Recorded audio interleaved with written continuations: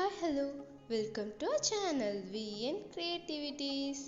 இன்றைக்கி நம்ம சேனலில் எதை பற்றி பார்க்க போகிறோன்னா ரொம்ப டேஸ்டான ஒரு செமையான ப்ரோட்டீன் ரிச்சான பன்னீர் கிரேவி எப்படி பண்ணலாம் அப்படின்றது தான் பார்க்க போகிறோம். உங்களுக்கு வெயிட் லாஸ் பண்ணணுமா இல்லை நீங்கள் ஜிம்முக்கு போகிறீங்களா, டின்னருக்கு இந்த பன்னீர் கிரேவியோட 2 சப்பாத்தி போதும், அவ்வளோ ஃபுல்லாக இருக்கும். இது டயட்டில் இருக்கவங்க மட்டும் இல்லைங்க, சின்ன குழந்தைங்கலேருந்து பெரியவங்க வரலும் யார் வேணால் சாப்பிட்லாம், அவ்வளோ சூப்பராக இருக்கும். இந்த பன்னீர் கிரேவி எப்படி பண்ணுறதுன்றதை பார்க்கறதுக்கு முன்னாடி இப்போ தான் நீங்கள் நம்ம சேனலை ஃபஸ்ட் டைம் பார்க்குறீங்கன்னா மறக்காமல் சப்ஸ்கிரைப் பண்ணிடுங்க. கூடவே இந்த பெல் ஐக்கானையும் கிளிக் பண்ணிடுங்க, அப்போ தான் நான் போடுற வீடியோஸோட நோட்டிஃபிகேஷன்ஸ் உங்களுக்கு வரும். இது செய்கிறதுக்கு ஃபஸ்ட்டு ஒரு குடமிளகாய் அண்ட் 2 பெரிய வெங்காயத்தை எடுத்துக்கலாம். ஆனியன் அண்ட் கேப்சிகம் ரெண்டுமே இந்த மாதிரி பாக்ஸாக கட் பண்ணிடுங்க. ஆனியனில் அந்த பெரிய பாக்ஸாக இருக்கும்ல, அதை மட்டும் தனியாக வச்சுட்டு சின்னதாக இருக்கிறதெல்லாம் எடுத்து ஒரு மிக்ஸி ஜாரில் போட்டுடலாம். அதாவது ஆனியனை கட் பண்ணும்போது மேல் லேயர் பெருசாக வரும், உள் லேயர் சின்னதாக இருக்கும். ஸோ உள் லேயரை நம்ம மிக்ஸி ஜாரில் போட்டுடலாம். இது கூடவே 3 தக்காளி, 6லேருந்து 8 முந்திரி ஆட் பண்ணிக்கலாம். இப்போ இதை நல்லா மையாக அரைச்சிடலாம். இது அப்படியே இருக்கட்டும். அடுத்ததாக நான் ஒரு 200 கிராம்ஸ் பன்னீர் எடுத்து அதை பாக்ஸாக கட் பண்ணி வச்சுருக்கேன். இப்போ நம்ம கிரேவிக்கு தேவையான இதெல்லாம் ரெடி ஆயிடுச்சு. இப்போ ஒரு பேன் எடுத்து அடுப்பில் வச்சு அதில் கொஞ்சமாக எண்ணெய் ஊற்றிக்கலாம். எண்ணெய் சூடானதுக்கு அப்புறமா நம்ம கட் பண்ணி வச்சுருக்கோம் இல்லையா பன்னீர், அது இதில் கொஞ்சமாக ஆட் பண்ணிடலாம். அதுக்கு முன்னாடி இந்த ஆயிலில் எல்லா சைடும் நல்லா ஈவனாக படுற மாதிரி ஸ்ப்ரெட் பண்ணி விட்டுடலாம். இப்போ பன்னீர் க்யூப்ஸாக ஒன்று எடுத்து இதில் வச்சிடலாம். பன்னீரை வைக்கும் போது பார்த்து வைங்க, சில டைம் ஆயில் ரொம்ப ஹீட்டாக இருந்தால் தெரித்து மேலே படுறதுக்கு சான்ஸ் இருக்குது. ஒன்ஸ் எல்லா பன்னீரையும் போட்டதுக்கப்புறமா அதை லைட்டாக இந்த மாதிரி வணக்கி விடுங்க. இப்போ இதை ஒரு சைடு நல்லா வேக வச்சிடலாம். கரெக்டாக இதை 1 நிமிஷம் ஆனதுக்கப்புறமா இதை திருப்பி போடுங்க. அது ஒரு சைடு இந்த மாதிரி நல்லா கோல்டன் ப்ரௌன் ஆயிரும். இந்த மாதிரி இதில் இருக்க எல்லா பன்னீர்களையும் நம்ம திருப்பி விட்டுடலாம்.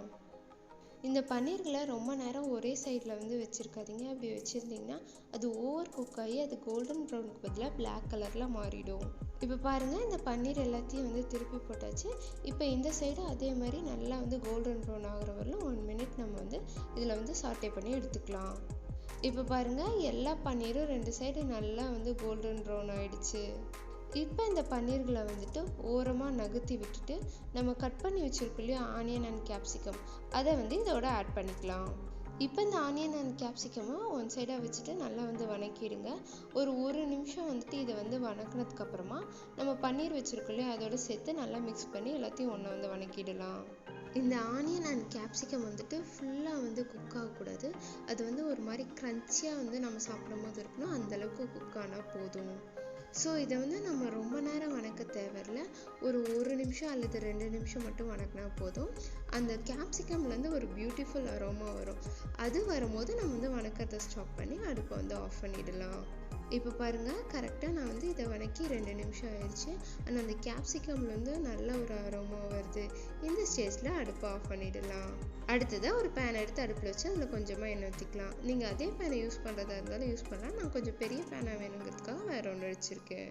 இப்போ இதில் ஒரு சின்ன துண்டு அன்னாச்சி முக்கு, 2 ஏலக்காய், 1 பட்டை அண்ட் 1 பிரியாணி இலை ஆட் பண்ணிக்கலாம். அதுக்கப்புறமா ஒரு 1/2 டீஸ்பூன் அளவுக்கு சீரகம் ஆட் பண்ணிக்கலாம். இதில் நல்லா வறுபட்டு சீரகம் பொரிஞ்சதுக்கப்புறமா நம்ம அரைச்சி வச்சுருந்தாலே பேஸ்ட் அதை இதில் ஆட் பண்ணிக்கலாம். நீங்கள் இந்த பேஸ்ட்டை ஆட் பண்ணுறதுக்கு முன்னாடி கண்டிப்பாக நீங்கள் அடுப்பை லோ ஃப்ளேமில் வச்சுருங்க. அப்போ தான் அது உங்கள் மேலே தெரிக்காமல் இருக்கும்.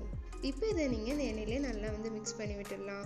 நீங்கள் இங்கே எண்ணெய்க்கு பதிலாக பட்டர் கூட யூஸ் பண்ணலாம். அதுக்கப்புறமா இது கூடவே ஒரு 1.5 டீஸ்பூன்லேருந்து 2 டீஸ்பூன் அளவுக்கு இஞ்சி பூண்டு பேஸ்ட் ஆட் பண்ணிக்கலாம். இஞ்சி பூண்டு பேஸ்ட் ஆட் பண்ணிட்டு அதை நல்லா மிக்ஸ் பண்ணி விட்டுடலாம். நீங்கள் தக்காளி அரைக்கும் போது இஞ்சி அண்ட் பூண்டு சேர்த்து கூட அரைச்சிக்கலாம், அதுவும் நல்லா தான் இருக்கும்.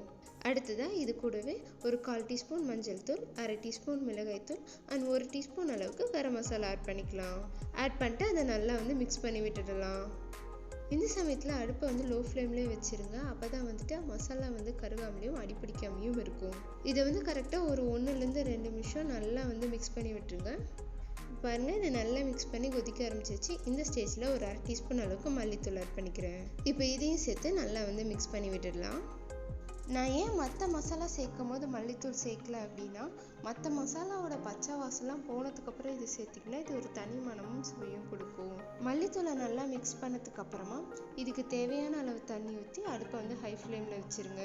இப்போ இதை வந்து நல்லா வந்து மிக்ஸ் பண்ணி விட்டுடலாம். சைடில் எங்கேயுமே கட்டி இல்லாமல் நல்லா வந்து மிக்ஸ் பண்ணி விட்டுடுங்க. அடுத்ததாக இந்த டிஷ்ஷுக்கு தேவையான அளவு உப்பு சேர்த்துடலாம். உப்பு உங்கள் சுவைக்கேற்ப கூடவோ குறைச்சோ ஆட் பண்ணிக்கோங்க. அதே போல் காரமும் உங்கள் சுவைக்கேற்ப கூடவோ குறைச்சி ஆட் பண்ணிக்கோங்க. இப்போ இது ஒரு 2லேருந்து 3 நிமிஷம் நல்லா தளன்னு கொதிச்சு வரட்டும். இப்போ பாருங்கள், இது நல்லா வெந்து நல்லா கொதிச்சு வந்துருச்சு. இந்த ஸ்டேஜில் நம்ம வணக்கி வச்சிருக்கோம் இல்லையா பன்னீர், கேப்சிகம் அண்ட் ஆனியன், இதை வந்து இதில் ஆட் பண்ணிடலாம். இதெல்லாம் போடுறதுக்கு முன்னாடி அடுப்பை வந்து லோ ஃப்ளேமில் வைங்க. ஏன்னா அது தளன்னு கொதிச்சுட்ருக்கும். ஒன்று கொதிக்கிறது கையில் படுறோம், அப்படி இல்லைன்னா நீங்கள் போடும்போது கையில் படும். இந்த மாதிரி ஏதாவது ஆகிறதுக்கு வந்து சான்ஸ் இருக்குது. ஸோ ஃபுல்லாக வந்து அடுப்பை வந்து லோ ஃப்ளேமில் வச்சுட்டு அதுக்கப்புறமா இதை போடுங்க. போட்டுட்டு நல்லா வந்து மிக்ஸ் பண்ணி விட்டுருங்க. எல்லாமே வந்து ஈவனாக மிக்ஸ் ஆகிற மாதிரி நல்லா வந்து மிக்ஸ் பண்ணி விட்டுருங்க. இப்போ நீங்கள் வந்து உடனே அடுப்பை வந்து ஆஃப் பண்ணக்கூடாது. இது லோ ஃப்ளேம்லேயே வந்துட்டு ஒரு 2லேருந்து 3 நிமிஷம் நல்லா கொதிக்கணும். அந்த பன்னீர் வந்துட்டு அந்த கிரேவியை நல்லா அப்சர்வ் பண்ணும். அப்போ தான் வந்துட்டு இது ஒரு நல்ல டேஸ்ட் கொடுக்கும். இப்போ பாருங்கள், இது 2 நிமிஷம் ஆயிடுச்சு. இப்போ வந்து ஸ்டவ் ஆஃப் பண்ணிடலாம். அவ்வளோதாங்க, நம்ம சூப்பரான சுவையான பன்னீர் கிரேவி வந்து ரெடி ஆயிடுச்சு. இனி இதை சர்வ் பண்ணி சாப்பிட வேண்டியதான். இது செய்கிறது ரொம்ப சுலபம் அண்ட் ரொம்ப டைமும் எடுத்துக்காது. கரெக்டாக ஒரு 10 நிமிஷத்தில் நீங்கள் இதை செஞ்சு முடிச்சிடலாம். அண்ட் இது டேஸ்டி மட்டும் இல்லைங்க, ரொம்ப ஹெல்த்தியும் கூட. பன்னீர் ரொம்ப ஹெல்த்தியானது. அண்ட் இதில் வந்துட்டு நம்ம நிறைய ஆயிலும் சேர்க்கல. ஸோ இது வந்து ரொம்ப ஹெல்த்தியான ஒரு ஃபுட்.